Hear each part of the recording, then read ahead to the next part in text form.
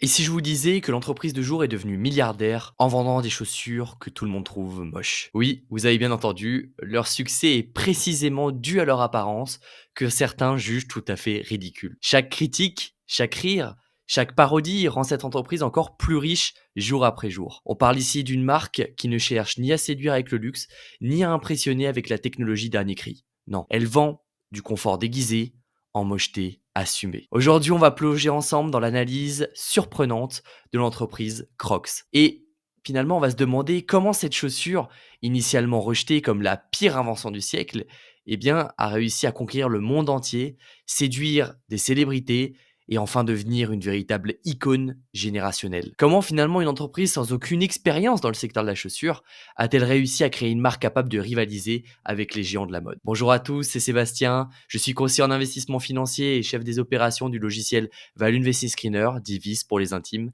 Et petit disclaimer, mais mon contenu ici est vraiment à but éducatif.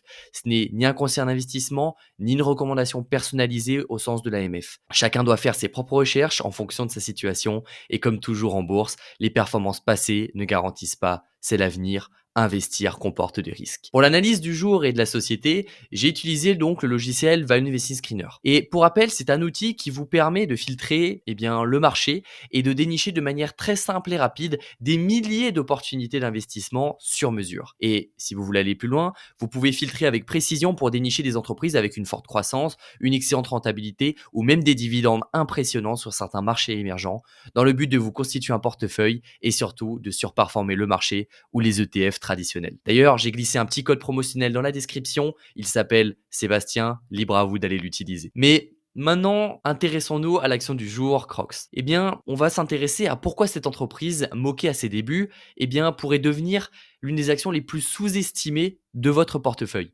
Et surtout, comment a-t-elle transformé son principal défaut en atout majeur? C'est exactement ce que l'on va découvrir, chiffres à l'appui, mais d'abord un peu d'histoire. Commençons donc par le commencement. Et d'abord, imaginez que votre première réaction en découvrant une chaussure soit simplement «Mon Dieu, ce qu'elles sont moches». Eh bien, aussi surprenant que ça puisse paraître, en 2002, c'est exactement ce qu'a dit l'un des fondateurs de Crocs en voyant le premier prototype de la chaussure qui allait pourtant devenir un phénomène mondial et une entreprise valant plusieurs milliards de dollars. Et quel est le plus étonnant dans tout ça? Eh bien que aucun des trois fondateurs n'avait la moindre expérience dans le secteur de la chaussure. Je vous propose de vous installer confortablement puisque ce que je vais vous raconter va peut-être changer votre vision sur cette entreprise et surtout sur la création de ce business. Tout a réellement commencé lors d'une escapade en bateau dans les Caraïbes organisée par George Bottaker, Scott Simmons pour remonter le moral de leur ami Lyndon Hansen qui traversait finalement une période compliqué. Scott Simmons, un inventeur semi-retraité à 48 ans, propose alors à ses amis, sur évidemment la croisière, d'essayer des sabots très particuliers découverts lors d'un voyage au Canada. Ces chaussures n'étaient ni en caoutchouc, ni en plastique, mais fabriquées à partir d'une mystérieuse matière inventée par Scott, légère, résistante à l'eau et aux odeurs. Sur le pont du bateau, ces étranges sabots s'avéraient pratiques et antidérapants. Même s'ils avaient un défaut majeur, ils n'avaient pas de bris d'arrière. Malgré les réticences initiales, George et Lyndon furent rapidement séduits par l'incroyable confort de ces sabots, au-delà de leur apparence discutable. Ce confort extrême fut la véritable révélation pour les trois amis. Légères, pratiques, ces chaussures finalement avaient quelque chose d'irrésistible. Ils décidèrent alors de se lancer dans l'aventure entrepreneuriale. Il faut savoir que Crocs avait un énorme avantage dès le départ. Une production ultra simplifiée grâce au moulage par injection. Le résultat, des coûts faibles et une rapidité de fabrication exceptionnelle. Pour tester le marché, les trois compères se rendent audacieusement à un salon nautique en Floride en 2002. Leur stratégie de vente, elle est toute simple.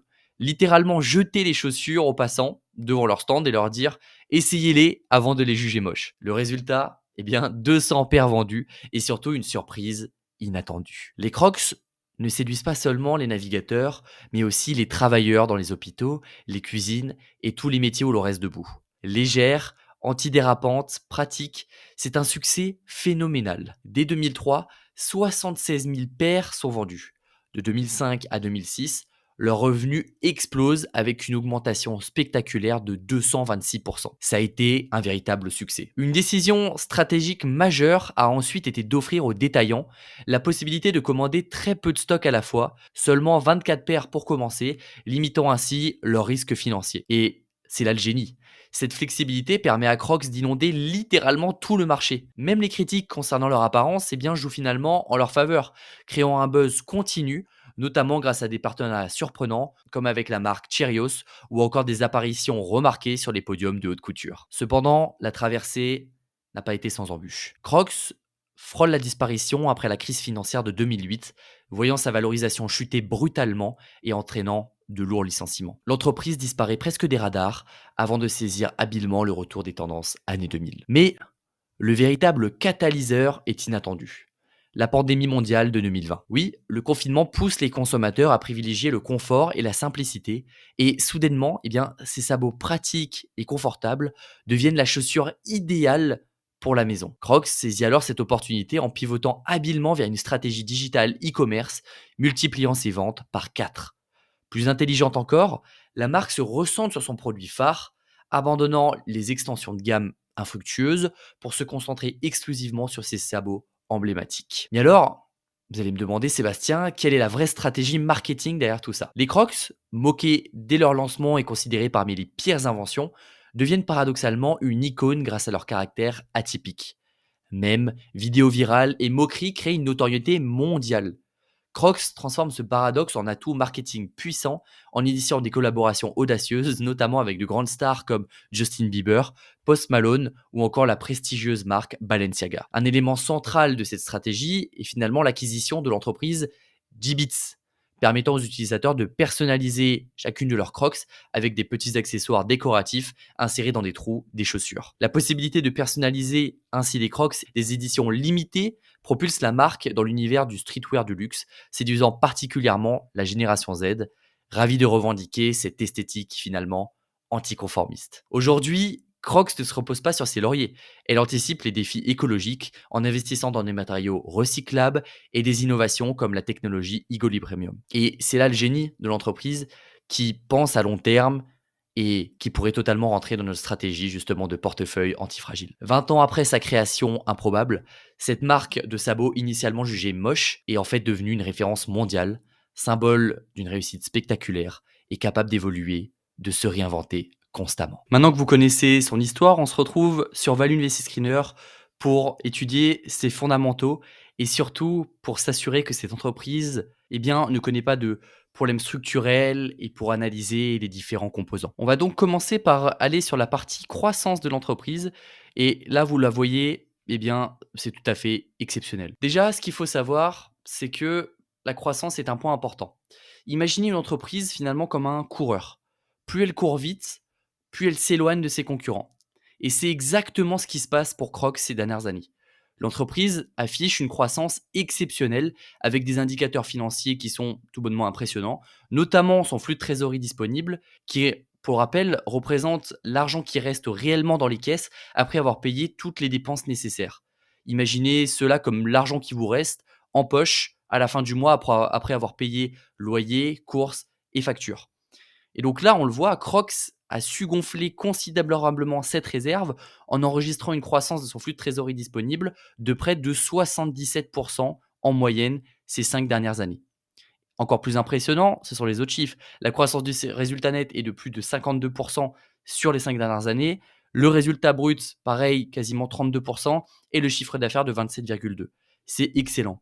Mais il y a plusieurs raisons à cela et il y a plusieurs moteurs que je vous propose d'analyser tous ensemble. Déjà, quand on va éplucher les comptes de Crocs et surtout ses rapports annuels, on se rend compte qu'un des grands accélérateurs récents pour Crocs fut l'acquisition de la marque Hey Dude en février 2022.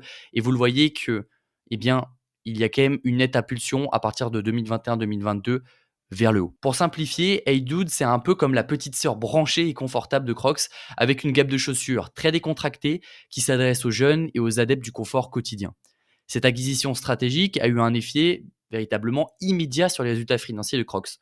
Pour vous donner une idée, en 2022, Crocs représentait environ 75% du chiffre d'affaires global, à savoir quasiment 2,66 milliards de dollars, tandis que Hey Dude, elle, représentait déjà environ 25% avec 896 millions de dollars.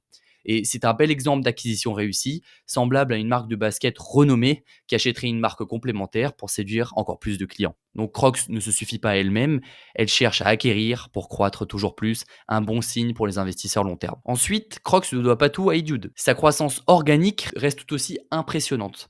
Une grande partie de son succès provient notamment du développement des ventes directes aux consommateurs, DTC.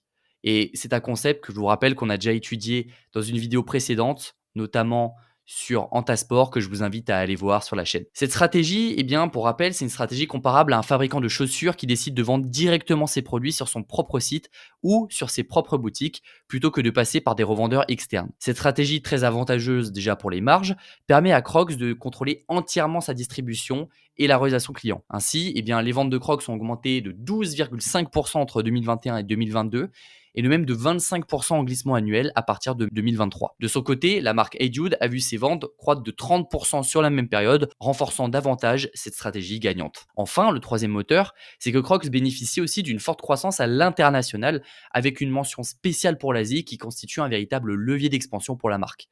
Imaginez Crocs comme une chaussure tendance en train de conquérir un nouveau marché. Ses ventes en Asie, on le voit dans les rapports, ont bondi de 39% au cours du dernier trimestre. Et en Chine, cette croissance est même spectaculaire, dépassant les 100% récemment, témoignant bien, de l'énorme potentiel de cette région pour l'avenir de Crocs. Maintenant, on doit penser également à venir. Qu'est-ce qui est réservé pour la marque ?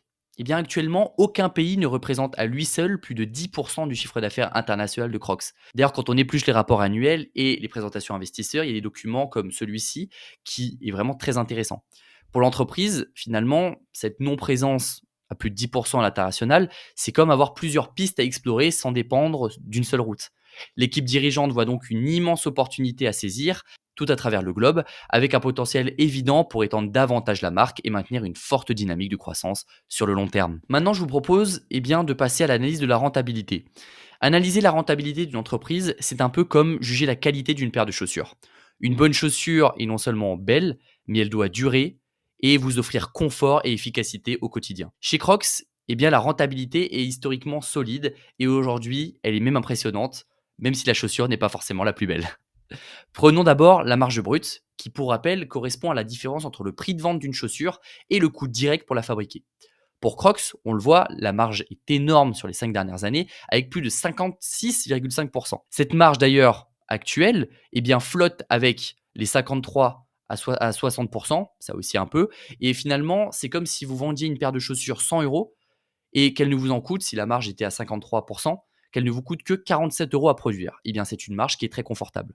Cette performance est d'ailleurs bien supérieure à la médiane du secteur, qui tourne autour de 35% et même supérieure à leur propre moyenne historique. Ensuite, intéressons-nous à la marge nette. Imaginez cette marge comme ce qu'il reste dans votre poche après avoir payé absolument toutes vos dépenses, y compris les impôts et les charges diverses. Chez Crocs, cette marge est de 22,5% sur 5 ans, et aussi actuellement autour des 17,2% pour le dernier trimestre. Elle présente une marge donc qui est largement au-dessus des standards du secteur et de sa propre moyenne historique. C'est un signe évident d'efficacité et de gestion qui est rigoureuse. La dernière marge qu'on peut regarder, c'est bien évidemment la marge d'exploitation, donc c'est-à-dire l'argent qui provient de ses opérations, de son exploitation. Et historiquement, celle de l'entreprise sur les 5 dernières années est de 24%, ce qui est extrêmement positif et également bien supérieur aux moyennes historiques du secteur quand on fait quelques recherches. Maintenant, allons nous intéresser à la dette de l'entreprise. On va prendre les principaux ratios donc disponibles sur VIS. Et qu'est-ce qu'on observe derrière tout ça ? Déjà, il faut se rappeler qu'analyser la dette d'une entreprise, c'est comme évaluer les semelles de vos chaussures, si je puis dire. Trop fine, elles s'usent vite et vous mettent en difficulté, mais bien équilibrée, elle vous offre stabilité et confort. Pour Crocs, la gestion de cette dette est raisonnable avec tout d'abord un ratio debt to equity, donc DTE, de 19,34%, ce qui signifie que pour chaque euro de fonds propres, l'entreprise porte environ 0,19 euros de dette. C'est un niveau très acceptable et qui illustre une entreprise qui ne s'appuie pas excessivement sur l'endettement pour financer sa croissance. On a également le DTI, vous commencez à connaître ce ratio, il est à 0,36 sur les 12 derniers mois et lui aussi il est rassurant. Pourquoi ? Parce que ça indique que la dette totale représente 36% de son revenu annuel et donc Imaginez-le, si vos dettes représentaient simplement une petite partie de votre salaire annuel, c'est signe d'une excellente capacité à rembourser facilement ces obligations financières. Ça veut dire que finalement, il vous faut 0,36 années de résultat net pour rembourser absolument toutes vos dettes. Donc Crocs n'est pas vraiment une entreprise surendettée et c'est très positif pour le moment. En revanche, la vigilance est nécessaire concernant la liquidité immédiate et qui est illustrée par le quick ratio ici et qui est de 0,97.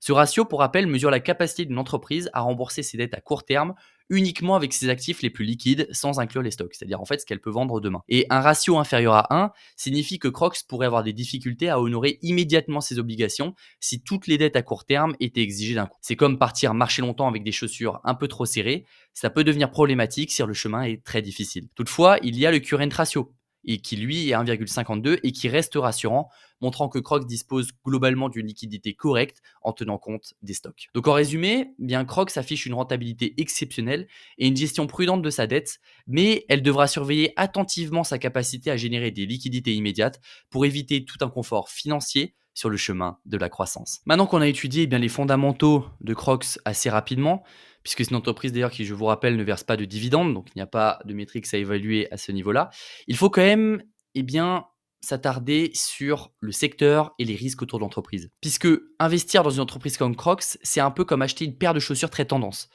Elles peuvent être confortables aujourd'hui, mais rien ne garantit qu'elles seront toujours à la mode demain.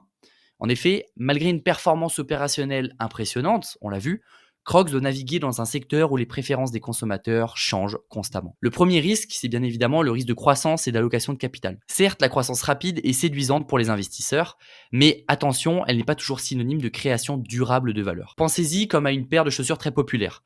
Si leur succès repose uniquement sur une mode éphémère sans réelle qualité, eh bien, elles perdront vite de leur attrait. Crocs a récemment d'ailleurs fait face à ce défi avec l'acquisition de Hey Dude. Malgré l'enthousiasme initial, cette acquisition s'est révélée décevante financièrement parlant. Avec un investissement massif de 2,5 milliards de dollars, Hey Dude n'a géré qu'un retour modeste de 6 à 7,6%, loin du potentiel offert par d'autres choix comme un rachat d'actions. Certes, il y a de la croissance, mais il y a des problèmes. Donc en clair, Crocs aurait pu mieux utiliser son argent, un peu comme choisir des chaussures pratiques et durables plutôt qu'une paire simplement tape à l'œil. Toutefois, une acquisition imparfaite ne signifie pas forcément un échec qui va être total. Crocs semble avoir appris de cette expérience et a mis en place un programme opportuniste de rachat d'actions. Ce programme, tel un bon, si je puis dire, ressemblage d'une paire encore utilisable, permet à Crocs de redistribuer de la valeur directement aux actionnaires tout en limitant les risques liés à des investisseurs moins judicieux. Puisque je vous le rappelle, des actions en circulation qui baissent, cela veut dire que votre action en vous-même et votre position augmentent, donc plus de parts d'entreprise et ainsi plus de gains. Le deuxième risque, c'est évidemment les droits de douane. On le sait, Crocs a été fortement touché quand il y a eu les annonces de Donald Trump. Son cours boursier a chuté pendant de longs moments. Les droits de douane constituent alors un autre défi potentiel. Bien qu'une hausse des tarifs douaniers puisse augmenter les coûts, eh bien, cette situation touche toutes les entreprises du secteur de façon équitable. Imaginez cela comme une augmentation du prix du cuir pour toutes les marques de chaussures. Celles ayant un bilan solide et une gestion prudente sont mieux armées pour surmonter cette période, par exemple comme Crocs, et même renforcer leur proposition concurrentielle. Crocs, grâce à son excellente rentabilité et à sa stratégie de marque forte, voit ici une opportunité claire pour solidifier son avantage concurrentiel à long terme. D'ailleurs, au-delà de tout ça et pour l'avenir, il faut également parler du management. Parlant de stratégie, la marque Hey Dude est aujourd'hui pilotée par Terence Reilly, un leader reconnu pour sa capacité exceptionnelle à revitaliser les marques. Et c'est tout bonnement positif dans cet aspect long terme. Rei est un peu le cordonnier génial qui redonne vie à des modèles oubliés. Chez Stanley, il a magistralement relancé le Stanley Kenshare, transformant un produit quasi mort en un succès commercial spectaculaire. Son expérience antérieure d'ailleurs chez Crocs en tant que directeur marketing et chief marketing officer a également été déterminante dans la renaissance marketing de la marque. Avec Rei aux commandes, Crocs dispose d'un véritable atout pour repositionner Hey Dude de manière stratégique et efficace et ainsi obtenir un meilleur retour sur son investissement. Enfin, on peut se demander donc quelle résilience pour l'avenir. Le principal défi de Crocs réside peut-être ici. Comment maintenir une marque pertinente malgré toutes les fluctuations de la mode? Après tout, la marque elle-même a déjà connu ce genre de turbulence après la crise financière de 2008 où la popularité des sabots avait fortement chuté. Contrairement aux géants comme Nike, LVMH ou Hermès qui jouissent d'une reconnaissance intemporelle, Crocs doit constamment prouver sa capacité à rester pertinente. Pourtant, grâce à son excellente exécution opérationnelle et à l'identité unique de ses produits, Crocs a réussi à faire de son sabot en plastique perforé une icône immédiatement reconnaissable. Aujourd'hui, lorsqu'on voit ce style unique de chaussures, on pense immédiatement à Crocs. Donc en conclusion, bien que Crocs doive encore naviguer entre les défis de l'allocation de capital, des risques liés à l'endettement et de l'incertitude liée à la mode, elle dispose des ressources, du management et de la stratégie nécessaire pour continuer à créer de la valeur durablement pour ses actionnaires. Maintenant qu'on a étudié les différents risques, il faut quand même qu'on s'attarde sur la valorisation de l'entreprise. Et pour ça, on va se rendre sur Value Investing Screener directement pour étudier tous les ratios. Je vous le rappelle, évaluer si une entreprise est correctement valorisée, c'est un peu comme acheter une paire de chaussures. Vous voulez payer un prix juste, ni trop élevé, ni trop bas par rapport à la qualité offerte. Avec Crocs, la question se pose clairement. L'entreprise semble fortement sous-évaluée, représentant potentiellement une belle opportunité pour les investisseurs avisés.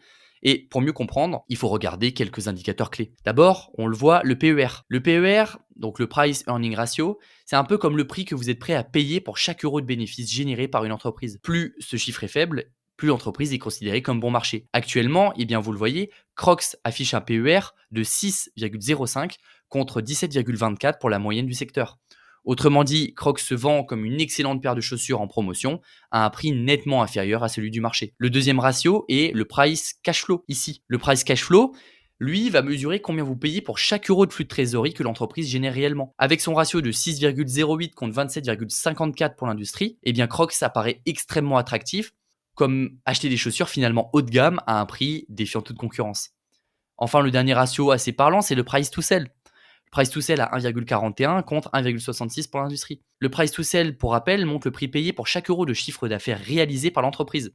Crocs, alors, en se négociant à 1,44, cela souligne encore une fois que l'entreprise pourrait être sous-évaluée par rapport à ses concurrents. D'ailleurs, on a un modèle de valorisation qui est unique à Value Investing Screener, donc c'est les VWAG, que je vous invite d'ailleurs à analyser et à aller voir dans les masterclass pour les utilisateurs du logiciel. Et selon ce modèle, Crocs semble actuellement très sous-évalué avec une valeur juste estimée à plus de 5 fois son prix actuel. Autrement dit, c'est comme acheter une paire de chaussures de luxe au prix d'une paire basique en grande surface. Le cours au moment où je fais cette vidéo est de 103,24 $, alors que Vice l'estime à plus de 543. Pour rappel, les VWAG est une méthode de valorisation améliorée, on va dire, du PEG, qui lui était une version améliorée du PER, où on a mis notre vision propriétaire et surtout notre vision avec une meilleure importance, surtout une plus grande importance du flux de trésorerie disponible. Donc en résumé, Crocs présente actuellement un profil de valorisation très attractif. La combinaison d'une sous-évaluation marquée par rapport au secteur, d'une génération robuste de cash flow et du potentiel confirmé de redressement de la marque HeyDude offre une opportunité particulièrement intéressante pour les investisseurs prêts à regarder au-delà des apparences immédiates et à miser sur une stratégie claire de revalorisation. N'hésitez pas d'ailleurs à me dire vos avis en commentaire. On arrive donc en fin de cette vidéo, j'espère qu'elle vous a plu et pour finir, on peut dire que Crocs c'est peut-être moche, mais parfois c'est le moche qui rapporte gros. Avec une valorisation qui semble au rabais, une croissance mondiale encore largement sous-exploitée et un management qui a déjà prouvé sa capacité à redresser des marques, Crocs pourrait bien marcher plus loin qu'on l'imagine. Mais comme toujours, ce n'est pas parce qu'une chaussure est confortable qu'elle convient à tout le monde. À vous de juger si ce modèle mérite sa place dans votre portefeuille. Si cette analyse vous a éclairé, pensez à vous abonner, cela nous aiderait. Et dites-moi en commentaire quelle autre entreprise sous-estimée vous voudriez voir passer au crible. C'était Sébastien sur la chaîne Vice et on se retrouve très bientôt pour continuer à parler long terme.